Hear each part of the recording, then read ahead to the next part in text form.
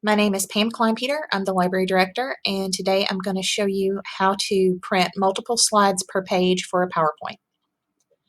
So when you come to the library and you want to print a PowerPoint, we do ask that you not print one slide per page. It takes a lot of paper, it takes a lot of ink, and it takes a lot of time.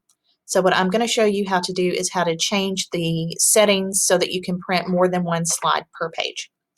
So once you have your PowerPoint open, you will go to File, you'll go to Print,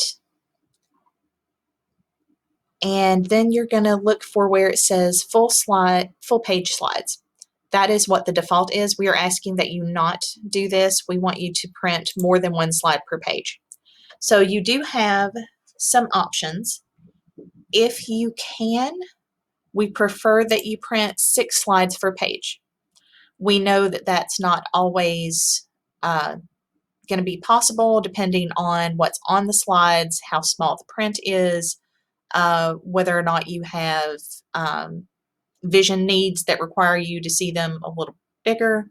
So you do have some options. You can print 2 slides per page.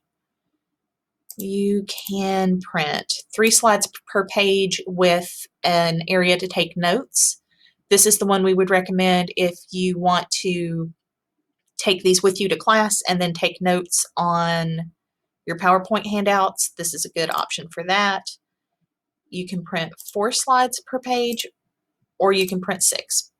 The other thing you can do to help save paper is that you can set it to print on both sides. And for most print jobs, you're going to want it to flip on the long edge. So once you have done all of that, you will hit print, and then you will have your PowerPoint slides on more than one slide per page. Thank you. I hope this was helpful.